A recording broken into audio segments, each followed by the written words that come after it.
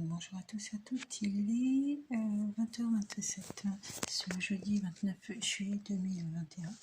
Je viens de raccrocher lors d'un appel téléphonique avec une de mes sœurs. Et donc là, sinon, en fin d'après-midi, j'ai fait 19h, j'ai fait le webinaire qui portait sur le 5e risque, la perte d'autonomie des personnes âgées face au Covid-19.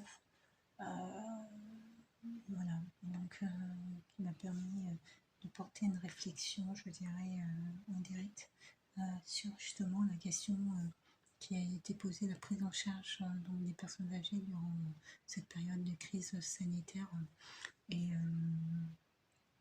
donc la prise en charge des personnes âgées et puis quel a été le cas de conscience à poser, le cas de conscience qui a été qui est donc comme ça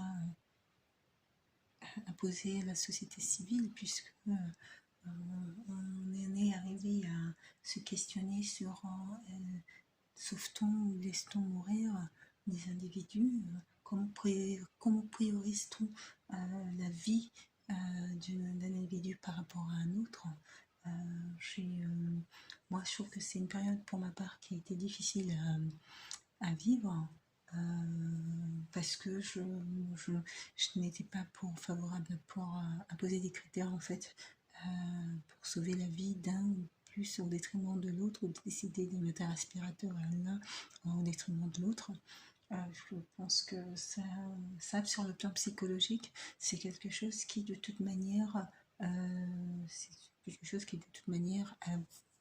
sera sur la conscience collective de notre société et questionnera quand on fera un bilan de manière ultérieure sur cette période qu'on a vécue. On sera perturbé. On sera perturbé par peut-être les choix qu'on a faits.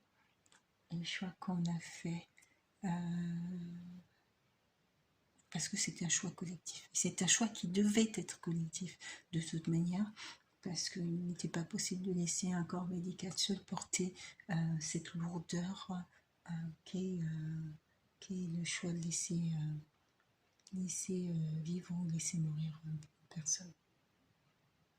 D'aider à vivre ou laisser mourir une personne.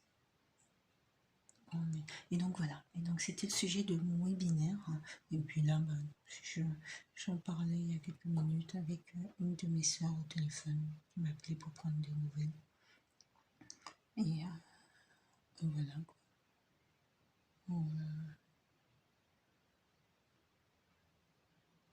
Elle m'appelait simplement pour prendre des nouvelles, et donc voilà, donc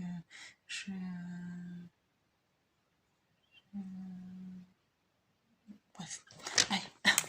Il faut que j'aille sur mon parking. J'ai constaté, je voulais regarder le journal, elle m'a appelé sur le temps du journal. Bon, c'est pas grave si je regarde pas le journal spécialement aujourd'hui. Bon, c'est pas la première fois que je ne regarde pas le journal.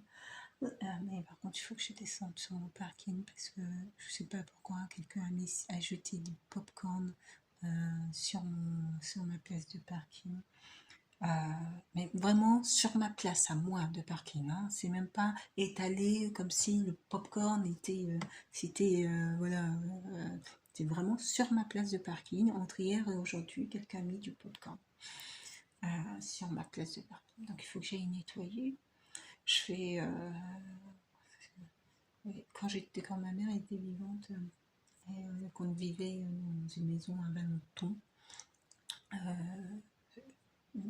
D'ailleurs, ma soeur m'appelle en me disant oui, tu es à la maison. Non, moi, je vis dans un appartement, je ne vis pas dans une maison. Mais quand on vivait auparavant dans une maison, bien souvent les voisins, bon, ça se chamaille. Et puis souvent, on trouvait des crottes de chiens devant notre sortie de maison. Et ma mère se mettait en colère. Parce que pour elle, elle était persuadée que les gens faisaient volontairement exprès de mettre leur crotte, d'amener leur chien pour faire leur crotte devant chez elle.